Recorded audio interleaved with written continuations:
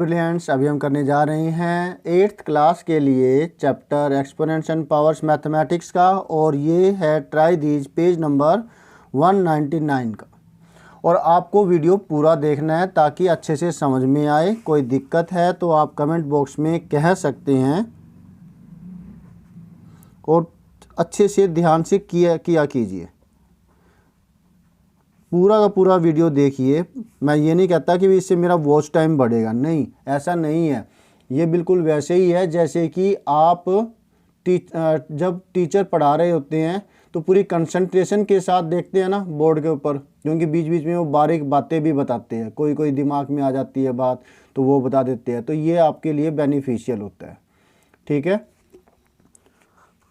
तो फर्स्ट इसमें 2 क्वेश्चन है। फर्स्ट क्वेश्चन में क्या चीज़ है, write the following numbers in standard form. आपको इन नंबर्स को स्टैंडर्ड फॉर्म में लिखना है। स्टैंडर्ड फॉर्म मतलब k multiply 10 raise to power n के रूप में लिखना है, जहाँ पर n पॉजिटिव भी हो सकती है और नेगेटिव भी हो सकती है।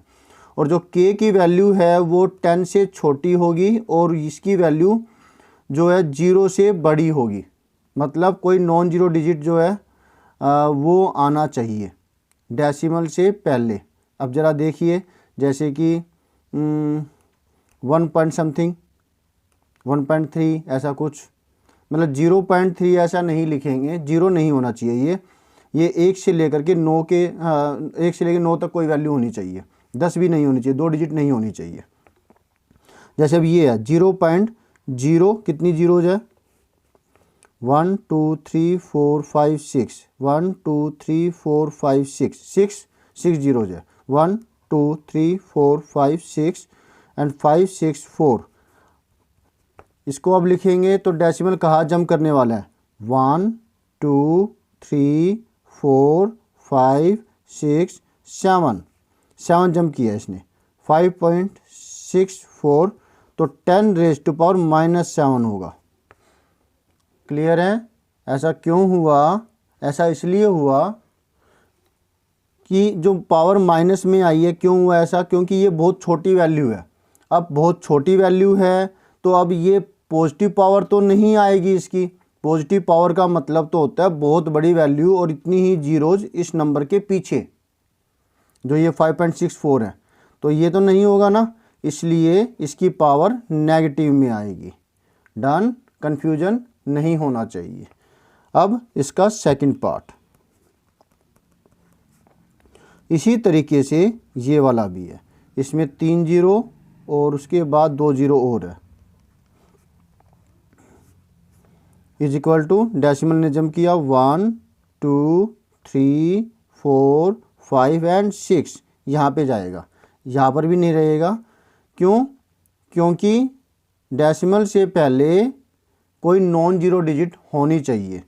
तो 2.1 10 रेज टू पावर, कितना जंप किया था इसने, 6, 5 तो जीरो हो गई और एक ये 2 हो गया, तो माइनस की पावर 6। माइनस इसलिए क्योंकि ये बहुत बड़ी वैल्यू है, बड़ी वैल्यू है ध्यान से सुना कीजिए, ये छोटी वैल्यू है।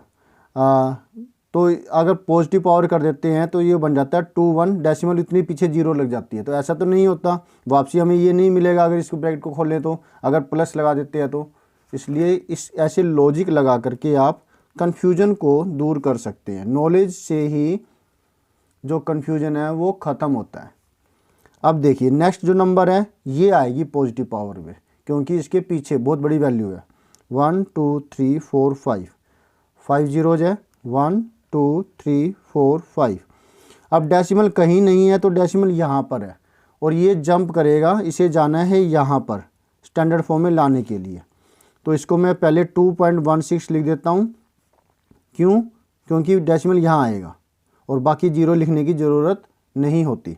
1 2 3 4 5 6 and 7, 10 raise to power 7 jump किया इसने।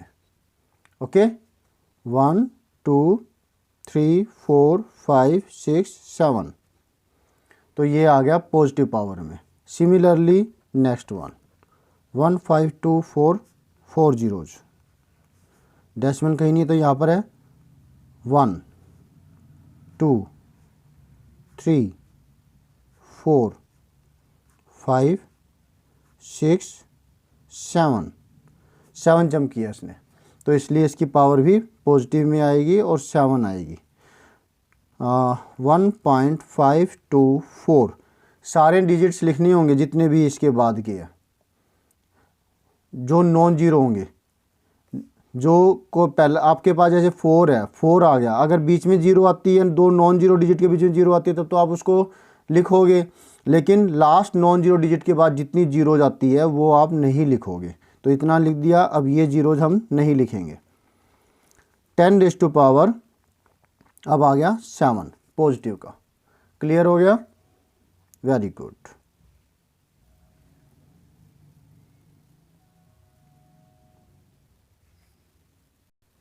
अब है second part. Right all the facts given in the standard form. जो भी आपके पास है, अब ये फैक्ट्स क्या चीज़ है कि सारे के सारे फैक्ट्स हमें स्टैंडर्ड फॉर्म में लिखने हैं। कोई भी फैक्ट हो, जैसे कि the distance between sun and earth, ये एक फैक्ट है। अब ऑल तो नहीं हो सकता, पता नहीं कितने ही फैक्ट्स होंगे, कुछ फैक्ट्स हम लिख देते हैं।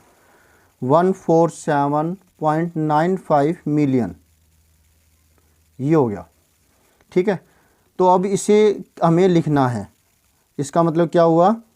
147.95 मिलियन का मतलब होता है 10 रेज़ टू पावर 6। क्लियर है? अब इसको हम स्टैंडर्ड फॉर्म में लिखने के लिए क्या करेंगे? डेसिमल लेफ्ट में जाएगा और पावर फिर पॉजिटिव होगी। कितना जाएगा? 1 2, बस 2 गया है। तो 1.4795 multiply 10 raise to power 2 multiply 10 raise to power 6। Power जुड़ गई ये दोनों, क्योंकि बेस सेम है। तो 1.4795 10 raise to power 8 kilometre. Okay, एक फैक्ट ये हो गया। अब next fact, distance of moon from earth, ये है 384,400 किलोमीटर। यानी कि कितना हो गया? ये 3,84,400 किलोमीटर का डिस्टेंस है। तो इसको हम स्टैंडर्ड फॉर्म में लिखें तो क्या होगा? डेसिमल यहाँ पर है 1 2 3 4 5 डिजिट ये जो है ना मूव करेगा। तो 3.844 multiply 10 raise to power 5 kilometre. ठीक है, अब next fact, distance of Mars from earth, ये है 208.95 10 रेज़ टू पावर 6 किलोमीटर। अब इसको भी करेंगे डेसिमल 1 2, तो 2.0895 10 raise to power 2 multiply 10 raise to power 6, तो 2.0895 10 रेज़ टू पावर 8 किलोमीटर। यानी कि सन के मुकाबले में जो ये मार्स है ये ज़्यादा दूरी पर है। राइट। अब इसी तरीके से वेट ऑफ अर्थ, अर्थ का वेट कितना है? 5.972 10 रेज़ टू पावर 24 kg। तो ये भी स्टैंडर्ड फॉर्म में है ना। हर एक स्टैंडर्ड फॉर्म के अंदर जो हमने लिखी, डेसिमल से पहले एक नॉन जीरो डिजिट आया है और वो 1 डिजिट का है।